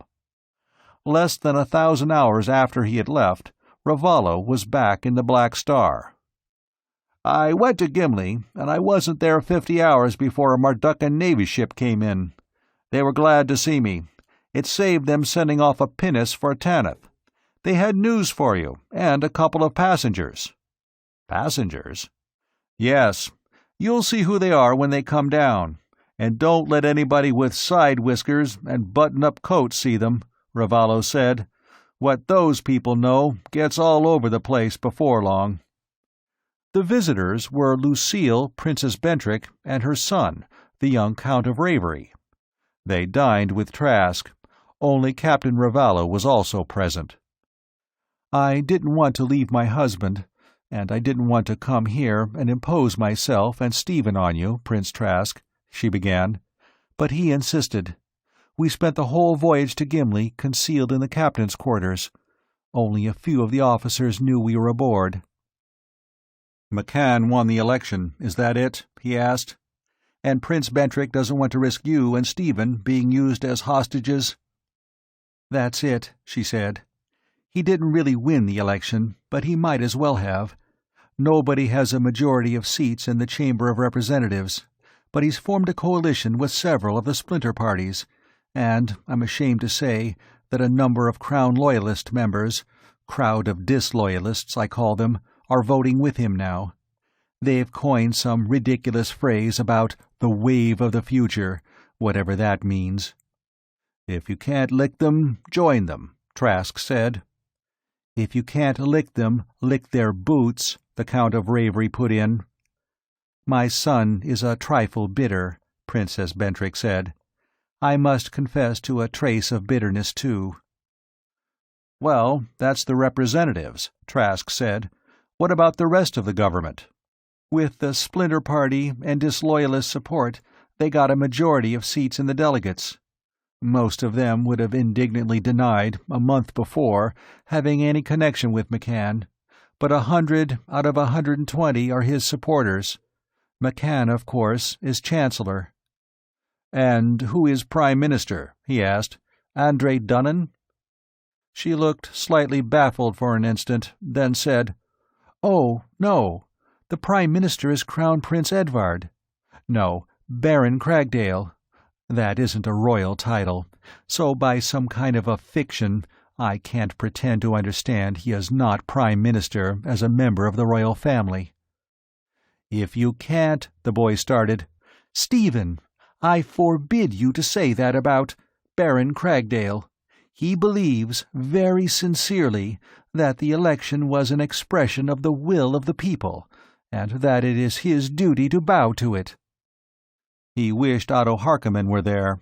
He could probably name, without stopping for breath, 100 great nations that went down into rubble because their rulers believed that they should bow instead of rule, and couldn't bring themselves to shed the blood of their people.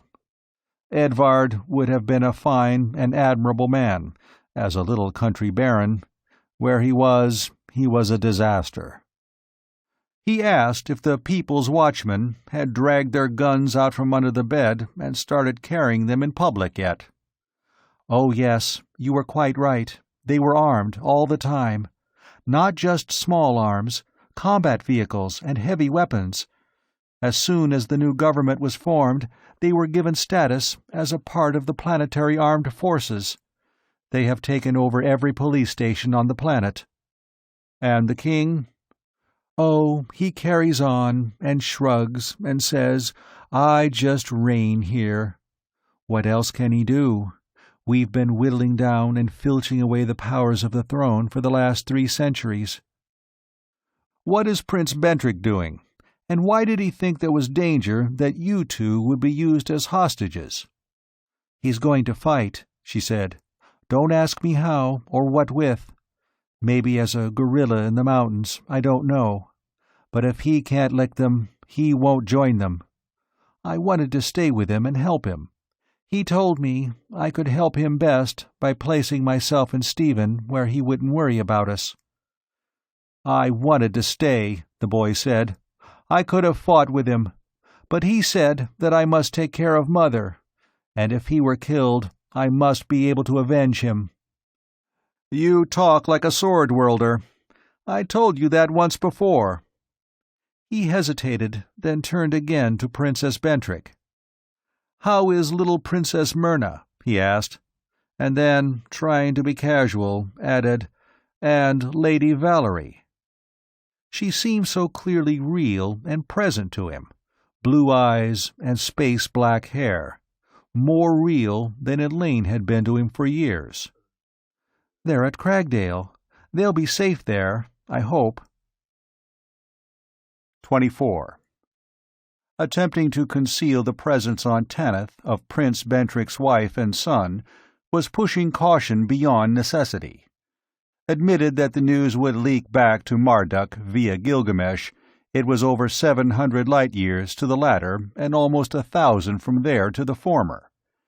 Better that Princess Lucille should enjoy Rivington society, such as it was, and escape, for a moment now and then, from anxiety about her husband. At 10, no, almost 12, it had been a year and a half since Trask had left Marduk.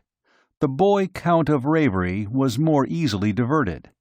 At last, he was among real Space Vikings, on a Space Viking planet, and he was trying to be everywhere and see everything at once.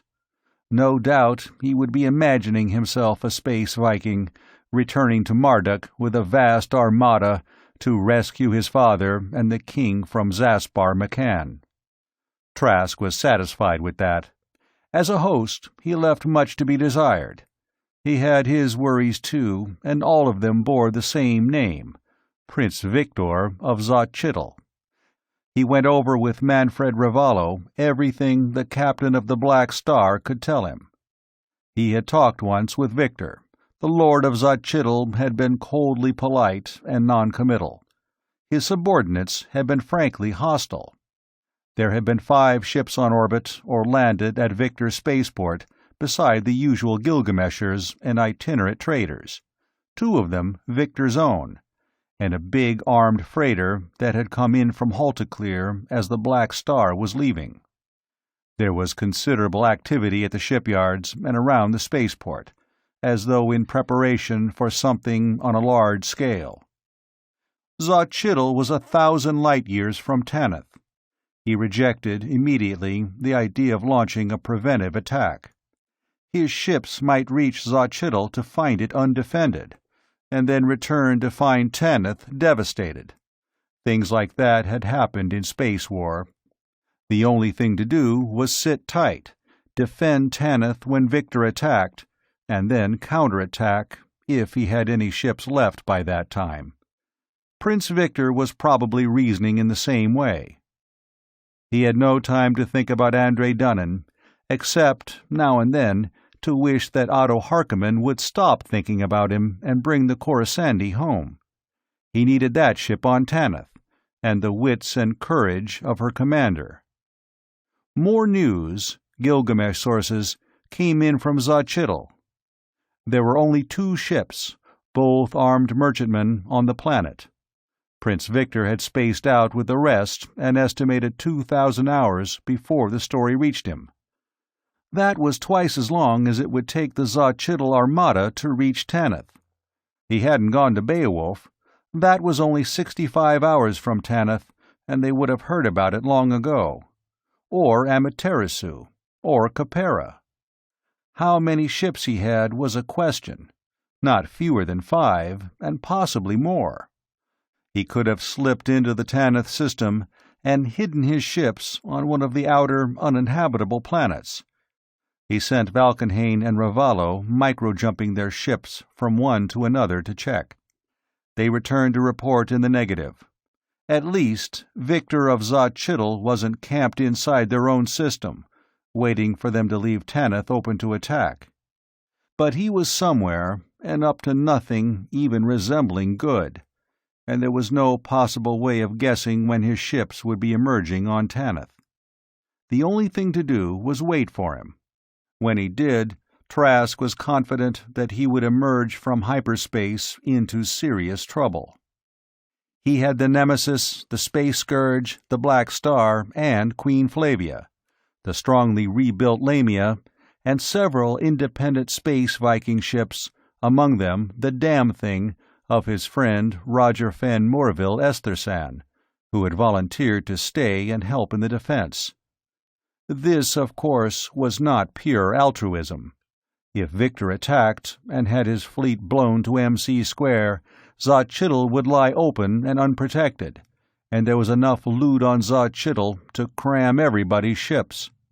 Everybody's ships who had ships when the Battle of Tanith was over, of course. He was apologetic to Princess Bentrick. "I'm very sorry you jumped out of Zaspar McCann's frying pan into Prince Victor's fire," he began. She laughed at that. "I'll take my chances on the fire. I seem to see a lot of good firemen around. If there is a battle, you will see that Stephen's in a safe place, won't you?" "In a space attack, there are no safe places. I'll keep him with me." The young Count of Ravery wanted to know which ship he would serve on when the attack came. "Well, you won't be on any ship, Count. You'll be on my staff." 2 days later, the Coruscant came out of hyperspace. Harkonnen was guardedly non-committal by screen. Trask took a landing craft and went out to meet the ship. "Marduk doesn't like us anymore," Harkonnen told him. "They have ships on all their trade planets, and they all have orders to fire on any, repeat, any Space Vikings, including the ships of the self-styled Prince of Tanith. I got this from Captain Garavay of the Vindex. After we were through talking, we fought a nice little ship-to-ship action for him to make films of. I don't think anybody could see anything wrong with it." "This order came from McCann?" "From the Admiral commanding. He isn't your friend Schefter. Schefter retired, on account of, quote, ill health, unquote. He is now in a, quote, hospital, unquote. Where's Prince Bentrick? Nobody knows. Charges of high treason were brought against him, and he just vanished. Gone underground, or secretly arrested and executed, take your choice. He wondered just what he'd tell Princess Lucille and Count Stephen. They have ships on all the planets they trade with. 14 of them. That isn't to catch Dunnan. That's to disperse the Navy away from Marduk. They don't trust the Navy. Is Prince Edvard still Prime Minister? Yes, as of Garavay's last information. It seems McCann is behaving in a scrupulously legal manner, outside of making his people's watchman part of the armed forces, protesting his devotion to the king every time he opens his mouth. When will the fire be, I wonder? Huh? Oh yes, you were reading up on Hitler. That I don't know. Probably happened by now. He just told Princess Lucille that her husband had gone into hiding. He couldn't be sure whether she was relieved or more worried. The boy was sure that he was doing something highly romantic and heroic. Some of the volunteers tired of waiting. After another 1,000 hours, they spaced out. The Viking's gift of Beowulf came in with cargo, and went out on orbit after discharging it to join the watch. A Gilgamesher came in from Amaterasu and reported everything quiet there. As soon as her captain had sold his cargo, with a minimum of haggling, he spaced out again.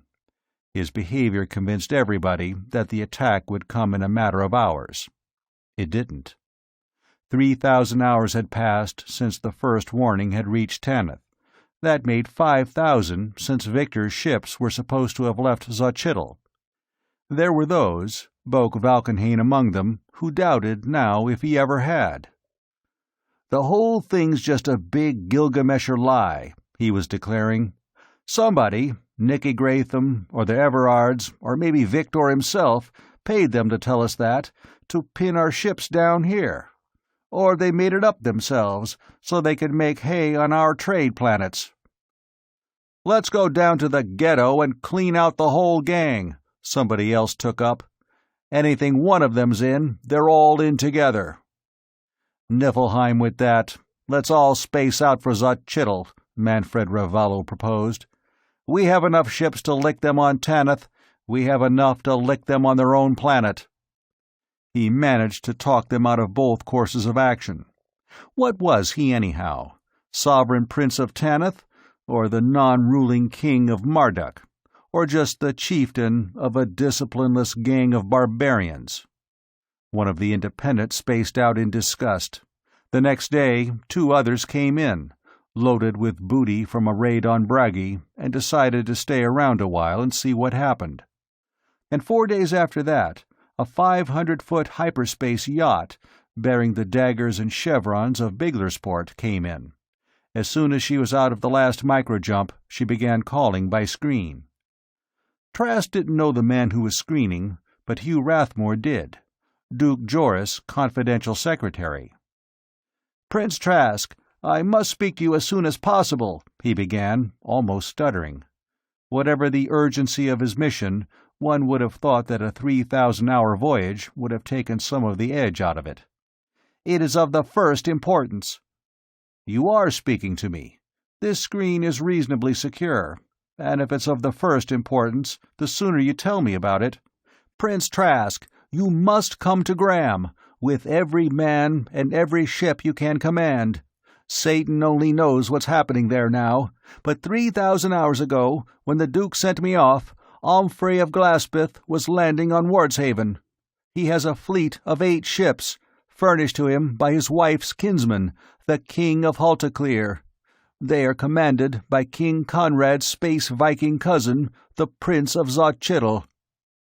Then a look of shocked surprise came into the face of the man on the screen, and Trask wondered why, until he realized that he had leaned back in his chair and was laughing uproariously. Before he could apologize, the man in the screen had found his voice. "I know, Prince Trask, you have no reason to think kindly of King Angus, The former King Angus, or maybe even the late King Angus, I suppose he is now, but a murderer like Omfrey of Glaspith. It took a little time to explain to the confidential secretary of the Duke of Biglersport the humor of the situation. There were others at Rivington to whom it was not immediately evident. The professional Space Vikings, men like Valkenhayn and Ravallo and Alvin Carford, were disgusted. Here they'd been sitting, on combat alert, all these months, and if they'd only known, they could have gone to Zot-Chittle and looted it clean long ago. The Graham party were outraged. Angus of Wardshaven had been bad enough, with the hereditary taint of the mad Baron of Blackcliff, and Queen Evita and her rapacious family, but even he was preferable to a murderous villain. Some even called him a fiend in human shape, like Omfrey of Glaspith. Both parties, of course, were positive as to where their prince's duty lay. The former insisted that everything on Tanith that could be put into hyperspace should be dispatched at once to Zot-Chittle, to haul back from it everything except a few absolutely immovable natural features of the planet. The latter clamored, just as loudly and passionately, that everybody on Tanith who could pull a trigger should be embarked at once on a crusade for the deliverance of Graham. "You don't want to do either, do you?" Harkonnen asked him, when they were alone after the second day of acrimony. "Niflheim, no. This crowd that wants an attack on Zot-Chittle, you know what would happen if we did that." Harkonnen was silent, waiting for him to continue. "Inside a year, 4 or 5 of these small planet-holders, like Gratham and the Everards, would combine against us and make a slag pile out of Tanith." Harkonnen nodded agreement. "Since we warned him the first time, Victor's kept his ships away from our planets. If we attack Zot-Chittle now, without provocation, nobody'd know what to expect from us. People like Nicky Gratham and Tobin of Nergal and the Everards of Hoth get nervous around unpredictable dangers, and when they get nervous, they get trigger-happy." He puffed slowly on his pipe, and then said, "Then you'll be going back to Graham." "That doesn't follow.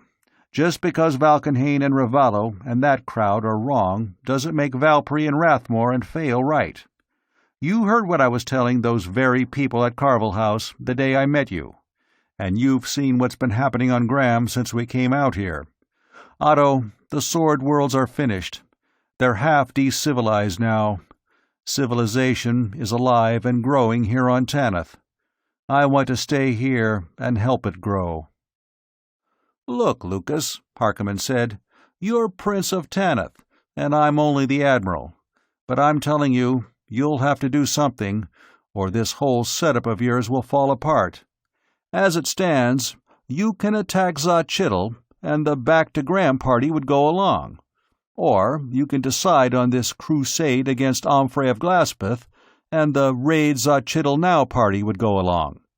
But if you let this go on much longer, you won't have influence over either party. And then I will be finished. And in a few years, Tanith will be finished." He rose and paced across the room and back. "Well, I won't raid Zot-Chittle. I told you why, and you agreed. And I won't spend the men and ships and wealth of Tanith in any Sword World dynastic squabble. Great Satan, Otto, you were in the Durendal War. This is the same thing, and it'll go on for another half a century." "Then what will you do?" "I came out here after Andre Dunnan, didn't I?" he asked. "I'm afraid Ravallo and Valpry, or even Valkenhayn and Morlund, won't be as interested in Dunnan as you are."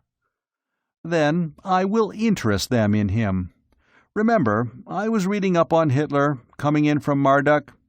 I will tell them all a big lie. Such a big lie that nobody will dare to disbelieve it." End of Chapter 24.